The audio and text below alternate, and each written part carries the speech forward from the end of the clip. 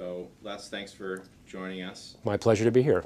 Uh, Wanted to spend some time talking about specifically the article you wrote for Strategy and Business Hmm. about kind of a shift in consumer buying habits Yeah. and a new normal. If you could kind of walk us through what is this new normal? Well, I think that the big thing is consumers have had a normal set of habits that they've grown accustomed to over time, right? So they know they're going to eat out Sunday nights. They're going to go to the local Texas Roadhouse, and then maybe they'll rotate across a set of markets. As their incomes have been depressed due to the current recession, and they have more doubts about how much income they'll have in the future, they've had to come back and look at all of their behaviors and say, what am I going to do to save money going forward, right? And that's caused them to fundamentally look at the types of products they buy. So instead of going out to eat, they might be cooking at home. Now, the important thing about this is that it means that they don't just go from Texas Roadhouse to McDonald's, though a lot of people are doing that, right? It also means that they're going to cooking at home, right, which is a completely different price proposition than what they were at before, right? So that option provides them significantly more value. Well, I always like to think of it as like trading across. So if you think of trading down, it might be I go from Boston Market to Panera Bread because the price of an entree is less at Panera, right? This is I go from Boston Market to Campbell's soup, green bean casserole, or something like that. And so if I were one of those chains and I lowered my prices by 20%, it's not going to make any difference, right? People are still going to trade out of my category completely, trade across into a different usage occasion. So this is good news for consumers, for companies and retailers if they can offer products that offer consumers fundamentally better value propositions that are sort of in fundamentally different categories from where they used to purchase before. Well, there's a set of things. Of course, everybody's working on their price image, et cetera, and we've talked about that. But I think retailers have to have a pretty good sense of what their value proposition is and then how they're going to take advantage of that. So, if you're Walmart and Costco, I think in some ways I think it's relatively straightforward.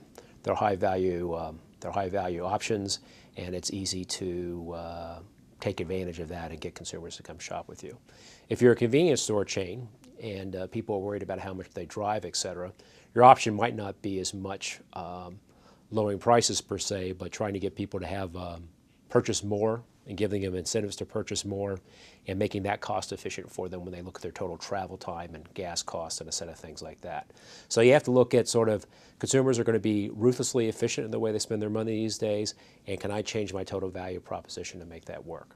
An interesting example I talked about in the article, if I'm Starbucks and I'm a premium price cup of coffee, that certainly is a tough business to be in at the moment, as we can see. On the other hand, they have a grocery store product, a grocery store brand. People are eating more at home. That ought to be a real opportunity for them. And so I think taking advantage of things like that, where you can get your brand into alternate formats and alternate value propositions, is a really good idea.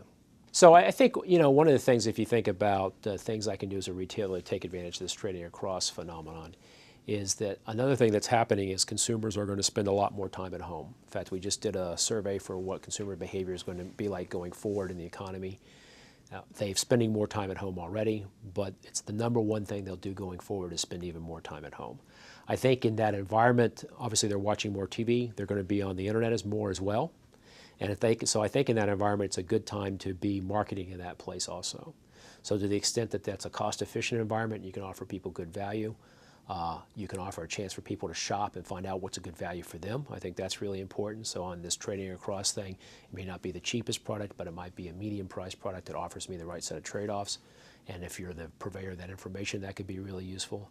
So I think for retailers, as you think about, I'm in a format today that has a certain value proposition to consumers. One way to fundamentally change that value format is to go offline, provide people information, take some cost out of the system, and see if I can't have a large impact on my value equation for consumers that way as well. An inferior product has an economic definition, not what we would think of as consumers, an inferior product being one that's not as good. An inferior product in economics is a product that I purchase more of as I have lower income. And that's this whole sort of trading across phenomenon that we're talking about. So as my income goes down, I might still buy branded products and have a sort of branded proposition, but instead I'll eat at home, or I will used premium dishwashing detergent but wash dishes by hand, which may be a bad example, but I think the kind of thing that we're talking about here. So as people's income goes down, they're going to consume more of some specific categories, and that's what we're talking about. Within that category, they may well choose branded or premium products. Well, first of all, they can just look at their sales today and make a decision. But you know, if you look in the grocery store today, for instance, a lot of the high value added categories on the outside of the shelf, you know, fresh produce and prefixed meals are going, prepared meals are going down. In the center of the store and stuff that people do at home are going up.